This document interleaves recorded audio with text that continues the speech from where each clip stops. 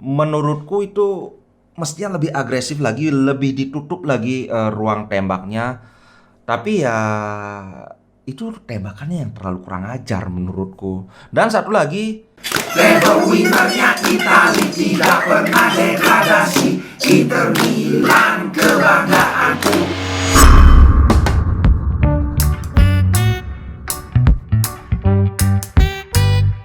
halo sobat Ngomin, apa kabar? Buat kawan-kawan yang tadi pagi nonton, gimana jantungnya sudah sehat, sudah normal? Karena jantungku baru saja berangsur-angsur pulih ini, masih sisa-sisa dagdikdungnya itu masih. Aduh, gila. Gimana ya? Makanya aku selalu bilang permainan sepak bola itu dilakukan di atas lapangan, bukan di atas kertas. Karena kalau kita lihat dari klasemen, Fiorentina ini peringkat berapa sih? Coba Serie A ini biar aku langsung dari datanya ya. Standings. Fiorentina ini peringkat 13, bro. Poinnya itu cuma 10.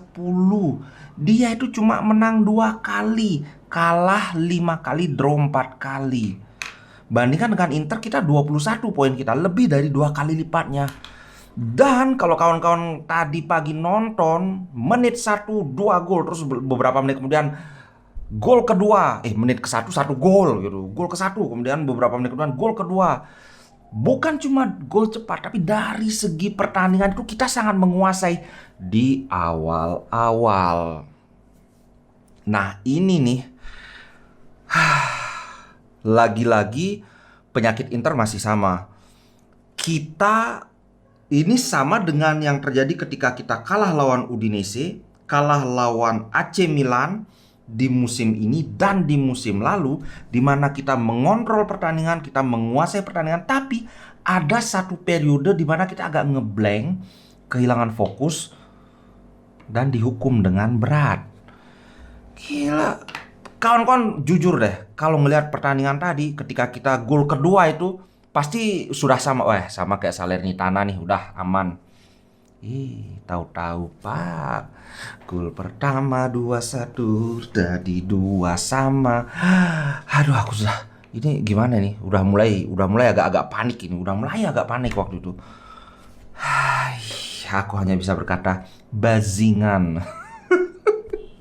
Apalagi kemudian ketika Lautaro dilanggar, kemudian penalti 3-2, aman, yes, aman. Tahu-tahu menit 90 ngegol lagi 3 sama. Aku pingin ini ada barang-barang pingin tak banting. Aduh, tapi lagi live kan harus jaga image gitu biar Elhan, biar cool gitu kan. Bajingan ini. Ini udah berapa menit? 2 menit isinya curcol ini, unek-unek ini. Aduh. Tapi kemudian menit ke 95 Toto ngegol. Waduh. Oh, sebelum ngegol itu aku mau bahas sambil ini ya. Sorry kalau ini loncat-loncat acak-acakan maju mundur ini. Itu kemarin ada yang, wah kenapa kok belum apa-apa si Lautaro sudah diganti. Hey, itu kita dalam keadaan memimpin 3-2. Lautaro Martinez nafasnya sudah habis. Lagi 4 hari kita main Pilsen. Itu mau pedagang bakso dekat rumah juga disuruh jadi pelatih, itu bakalan diganti si Lautaro Martinez. Kesalahan itu bukan di mengganti Lautaro Martinez, karena itu hal yang tidak bisa dihindarkan. Tapi ya gila, golnya aduh. Satu lagi yang agak ini. Ada yang mengkritik Onana. Itu kalau kawan-kawan lihat Fiorentina lawan Inter, shot on target Fiorentina itu cuma 4. Mereka bisa mencetak 3 gol. Berarti kan si Onana cuma bikin 1 penyelamatan. Inilah yang dalam hal ini aku setuju sama si Koci. Nggak bisa ngelihat cuma statistik aja. Wah, shot on target 4 tapi yang gol 3. Jadi jelek Onana. No man. 3 gol itu semua nggak bisa diselamatin. Yang pertama penalti, tahulah kalau penalti. Yang kedua golnya si siapa itu namanya? Lupa aku. Ikone. Aduh. Itu mau Manuel Neuer, mau Buffon di masa prime-nya juga nggak bisa.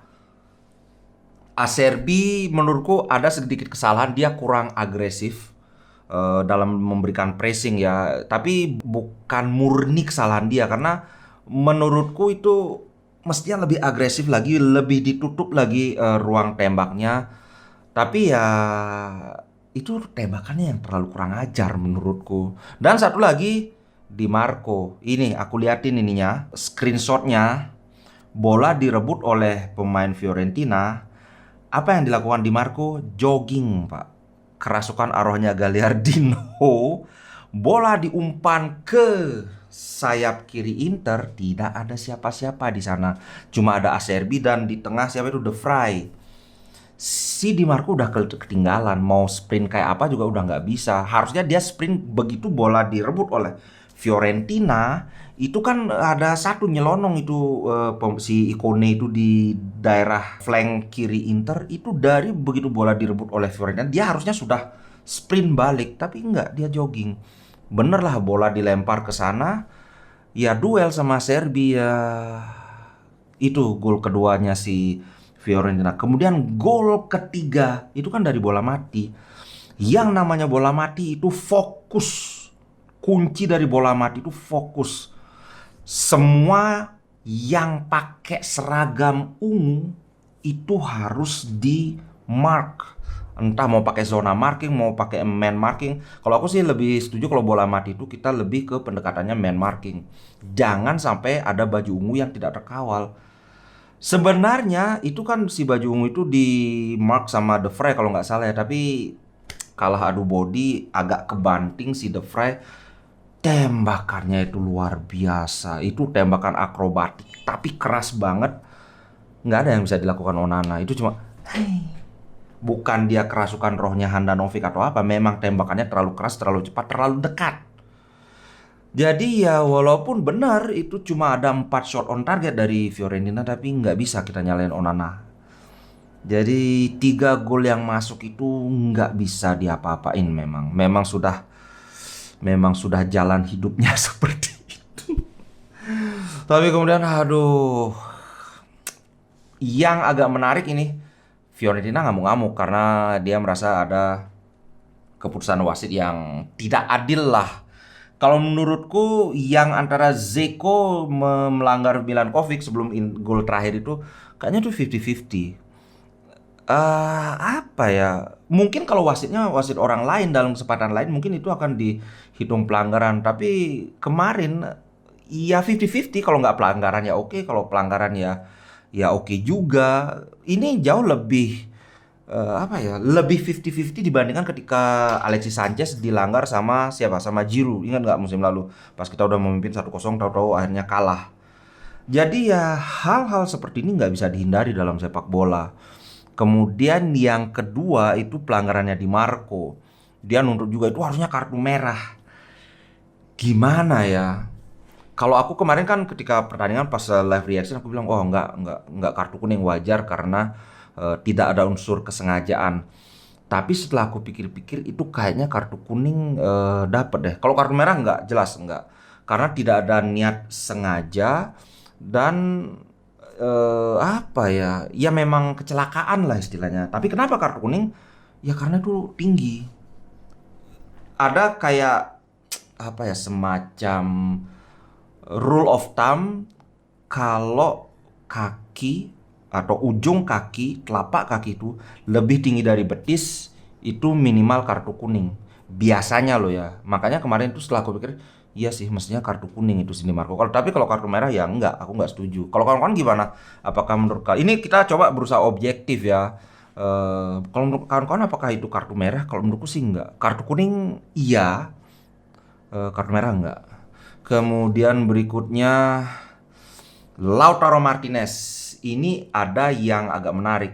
Aku sempat bikin konten bahwa pemain-pemain Inter itu sudah saling bertemu, sudah saling curhat lah dari hati ke hati apa yang harus diperbaiki. Dan Bastoni juga bilang bahwa sekarang kita tidak lagi saling menyalahkan, tapi kita support each other, saling mendukung.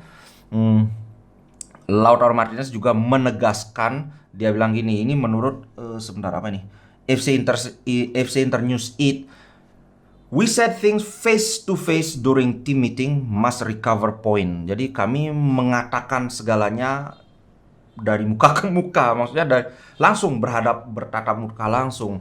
Ini menurutku bagus sih, bagus untuk pendewasaan tim. Cuma kemarin itu kan agak kelihatan yang si Dum Dum marah-marah itu, semoga nggak lagi kayak gitu karena itu nggak bagus ininya.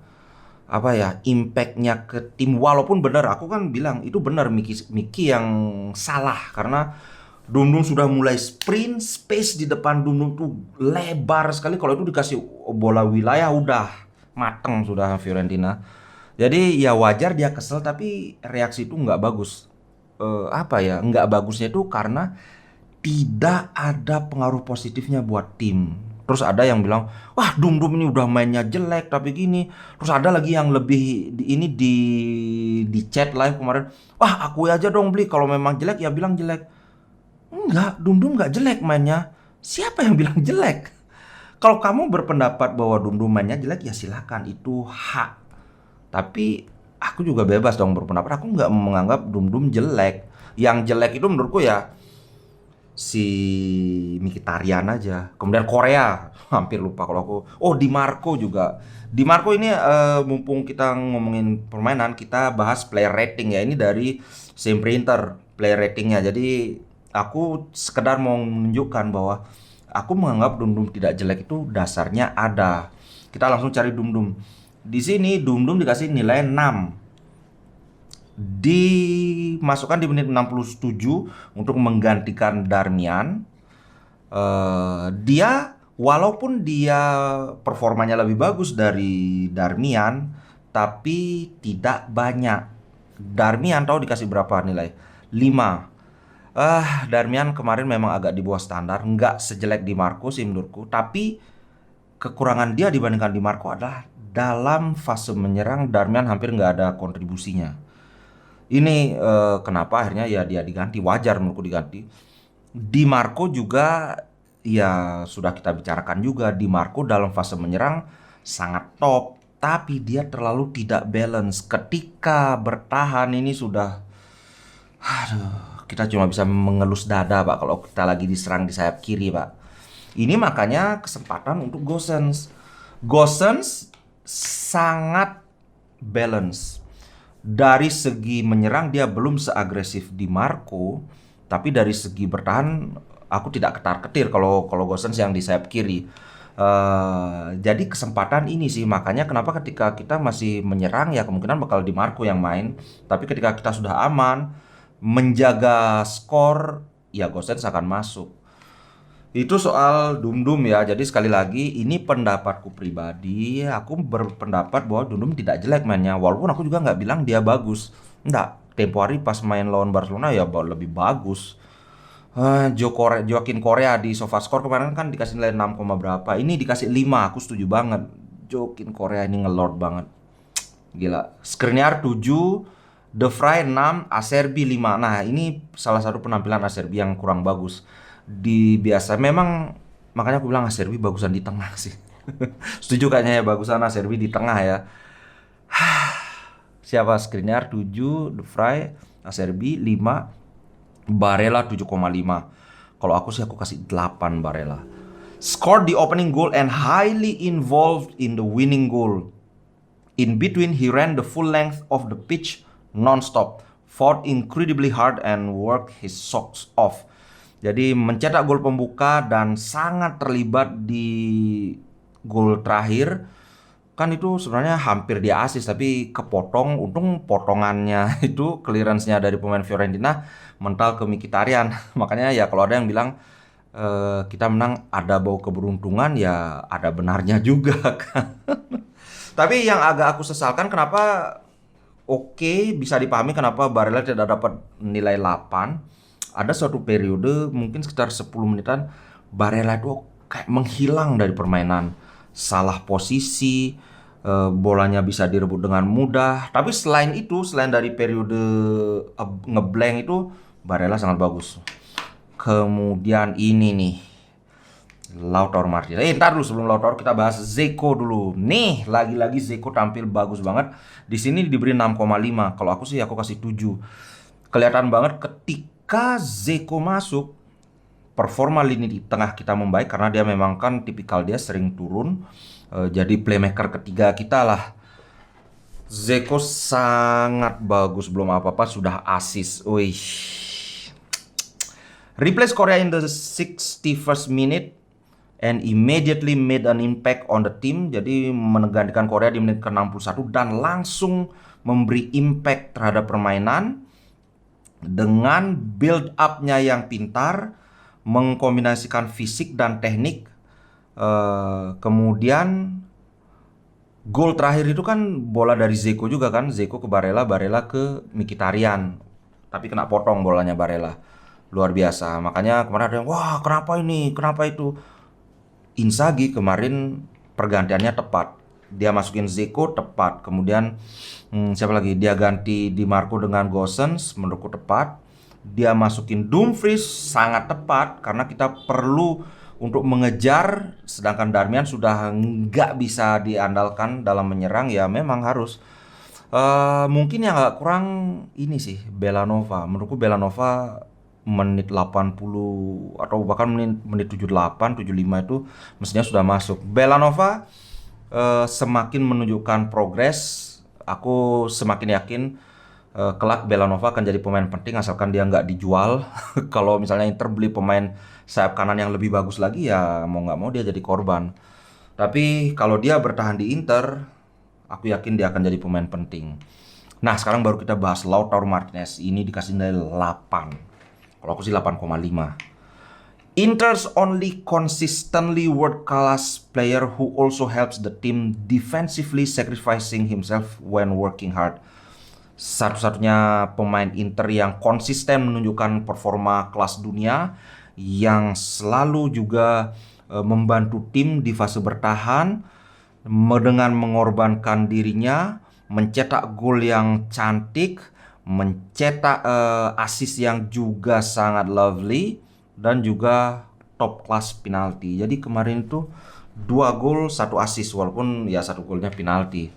Luar biasa. Makanya aku bilang Lautaro Martinez musim ini tempo hari ada yang bilang, wah Lautaro Martinez ini sering sekali tidak konsisten. No. Musim ini Lautaro sangat konsisten. Ketika dia tidak mencetak gol pun, sumbangsih dia luar biasa di fase bertahan. Waduh. Dan satu yang lebih istimewa lagi, kalau kawan-kawan memperhatikan, terutama di pertandingan tadi, kemampuan playmakingnya Lautaro itu level up banget. Ya nggak?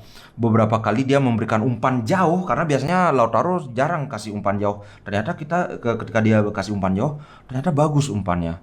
Luar biasa sih menurutku. Ini yang ternyata pantas juga, karena dulu aku sempat berpikir kenapa kok Lautaro ini pakai nomor 10. Karena permainan dia selama ini bukan permainan tipikal nomor 10, tapi permainan dia kemarin itu nomor 10 banget. Setuju nggak? Coba di kolom komen ya. Coba aku pingin pendapat kawan-kawan tentang Lautaro dan Dzeko juga gimana. Kayaknya cocok ya. Dia kemarin mainnya kayak pemain nomor 10 nggak? Gila, visinya luar biasa. Itu aja sih menurutku, ini lumayan panjang. Tapi ya namanya habis menang kan, udah ngalor ngidul, maju mundur. Ya yang penting happy pak. Terima kasih buat kawan-kawan yang tadi nonton, yang nyawer, yang subscribe. Waduh, pokoknya intinya kalau aku bikin konten terus kontennya rame, walaupun aku karena sibuk dan ya kegiatan lain nggak bisa jawabin satu persatu. Tapi kalau ada komen aku seneng. Semua komen itu aku baca. Nggak ada yang nggak aku baca. Cuma mohon maaf kalau ada yang nggak sempat dibalas. Oke. Terima kasih kawan-kawan. Sampai jumpa di konten berikutnya. Ciao. Inter Milan di dadaku, biru hitam warna darahku.